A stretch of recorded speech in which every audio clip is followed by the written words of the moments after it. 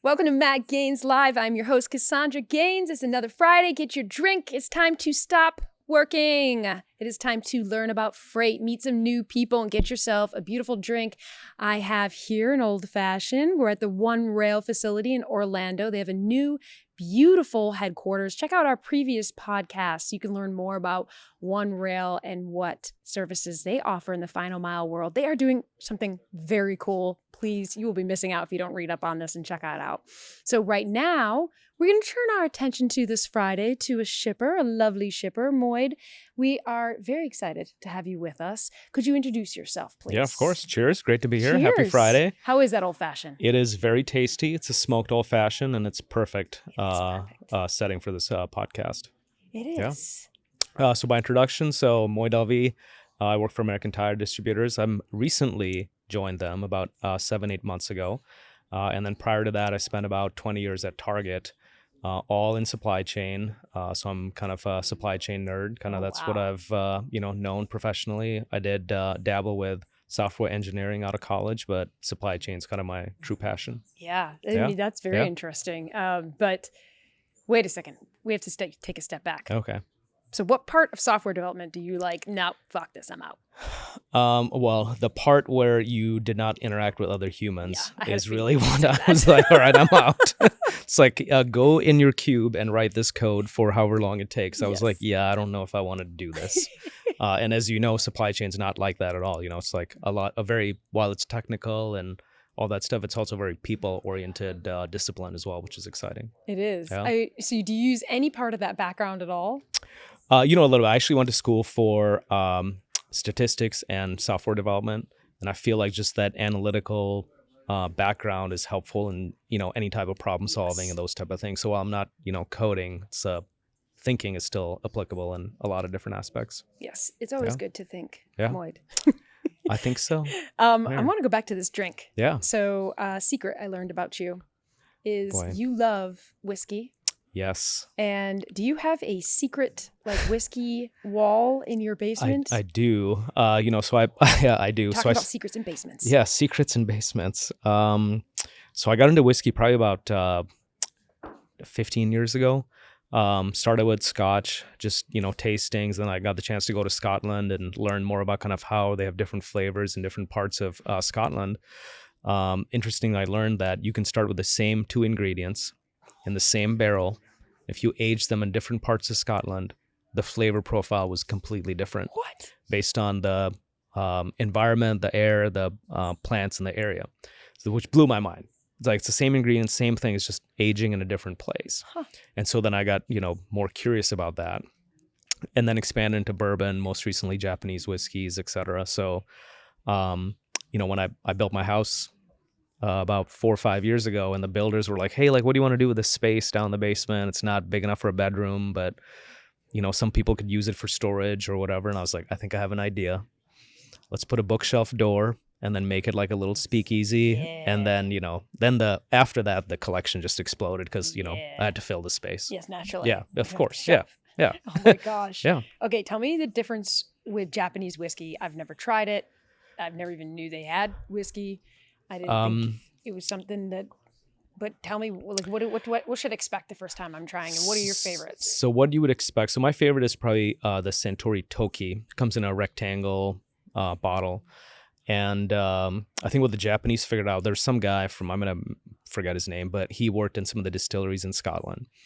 And, the Japanese, just like anything, like Toyota is a good example of they will perfect kind of the process as well as the taste and that type of stuff. So it's rice-based versus barley-based, etc. So it's very, very smooth. It's not as dark. And I recently made an old-fashioned with the Toki, and it is one of the smoothest old-fashions you'll ever have. Yeah? Yeah. And what about the hangover? I mean, it's still a whiskey, so that doesn't go away. Whiskey. That doesn't go away. But, the flavor's really good. So it's a variety that, one day you can have a Scotch, the next day you can have Japanese, and then you can throw in some bourbon in the mix and, That's great. Yeah, it's an now adventure. You guys all know the way to his heart. Yeah, exactly. Cooking, his daughter, and whiskey. There you go. There you go. dark basements And supply. secret doors. Oh yes, supply chain. I meant to bring that up. So let's talk about supply chain because that is why we're here. Okay, so you had all this great time at Target. Now you're at American Tire Distributors. So what is the world of Final Mile? What did it look like before COVID, and now what does it look like? Well, I think Final Mile, I think personally, was just an emerging area prior to COVID. I mean, everyone knew it was happening. Everyone was dabbling in it. It was super fragmented. And I think just COVID just changed people's expectations. You know, in retail, places like Target and others had to reinvent what Final Mile meant. Luckily, Target had invested in Shipt, which was their Final Mile provider. But things like Drive Up, I think there's some stats out there that grew by like 400% or 500% overnight because of the experience and the convenience that forms. And all that is just a Final Mile experience. And now it's, you know, really common for, you know, any commodity and to be like, hey, like, why do I have to wait more than X amount of hours to get this? It's just like baseline table stakes to be like, this should be seamless. I shouldn't have to go to a different app. Like I shouldn't have to pay extra. Like why can't I get this immediately, right? Damn those customers and their expectations. Yeah, exactly. It's like turns out they, you know, want more and more from us every day. But you know that's what makes it exciting. That's a good challenge to be a part of, right? And I think, you know, partners like OneRail and others, you know, are providing solutions and understanding that there are pain points as well as friction for both the shippers as well as the consumers in the space, right? And so how do we just make this experience better, make it seamless?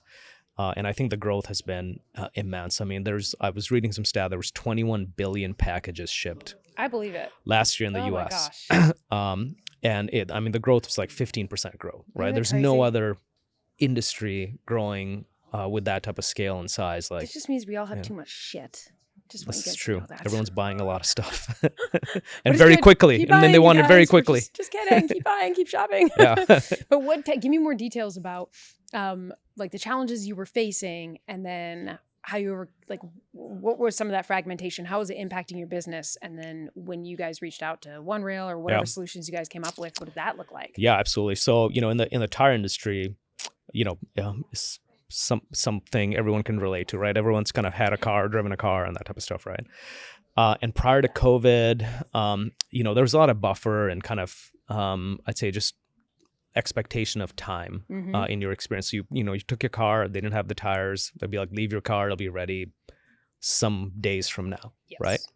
That's unfortunately no longer the expectation, right? It's like, hey, I need a tire. If you don't have it, or if you can't get it very quickly, I'll go find a different place, right? That's the other thing with the emerging consumers. Like, you know, business. there's not a lot of, there's less brand loyalty, but more loyalty around experiences, right? So, you know, we at ATD, you know, recognize that. And we also wanted to protect some of the I'd say the processes that we had in place that gives us the scale to be able to, for our customers to order the night before or the day off and then get that product, you know, the next day or same day. But we knew there was an emerging need to just get that immediate fulfillment as well. So we partnered with OneRail for a 90-minute delivery, which, so, you know, if you had a flat tire, you ran over a nail or whatever the case is, and for whatever reason that shop you go to or your dealer you go to does not have that tire, they can get us from us in 90 minutes. Right? How come you didn't just want to get your own fleet and just build it out that way since you have so much volume? Yeah, good question. So I think, you know, that type of a use case, there's not a lot of demand for that type of use case, right? So in that case, in that emergency need, you're maybe looking for one tire, you know, maybe two. It's rare that you're looking, even when you're looking for four, it's rare that that's going to happen so frequently. So OneRail was a great partner for us to do that because it's more of an on-demand delivery, right? Versus a regular replenishment type delivery. And I think in most cases, that's where, you know, retailers use the gig economy and those type of things to kind of fulfill that need. And so I think it was a great match and a great use case for us to deploy, and it's, you know, available for everyone. Is that the only use case you're using them for now? Or is it beyond right that? now, yes. I think there's a lot of, you know, we have our own fleet. We've got about 1,500 trucks and drivers. So we do own our own fleet, but there are kind of more regular replenishment type deliveries or order, you know, 11 p.m. get a next day type stuff, right? But I think our fleet and the One Rail platform, there's some good synergy there too, to kind of connect those together as well, and kind of drive up even more density in our fleet than what exists today as well. So when you were at Target, did they, sorry, I'm naive about this, but did they have their own fleet as well? So Target does not. So, Target's model is they would replenish to stores using a lot of regional big carriers like JB Hunt and, your kind of big name brands, because they have a lot of volume to move both on the inbound side into the network as well as within the stores. And then the store final mile delivery to a consumer's house is either, through parcel, regional carriers, et cetera, if it's a, 2 to 5 day delivery. And then the same day delivery was really their own kind of, gig-based platform, which is Shipt. Okay. So that was the model at Target. So this is the first time that you've worked somewhere where you have a fleet at your disposal. Tell me about what are the challenges and what are some of the things you're like, this is great, but this freaking sucks. This is a pain in my butt.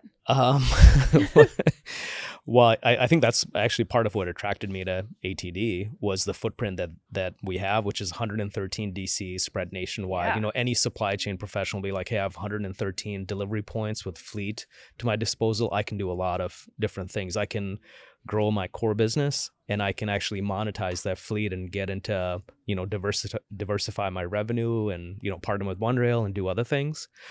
The challenging part is it's 113 DCs. So there's a lot of, variability in terms of, some are obviously everyone tiers their DC, your best ones, your average ones, and then your not so great ones. But even our bottom 10% is, 10 plus DCs, right? So it's just the scale is kind of it's spread out, which makes it a little challenging to manage. The bottom 10% of Target was like 2 buildings, right? So there's a little difference from a scale standpoint. And then, managing a fleet it can be a headache. When you have like 1,500 trucks, there's maintenance, registration, drivers, and as we all know, just the, workforce in the warehousing logistics space it's challenging.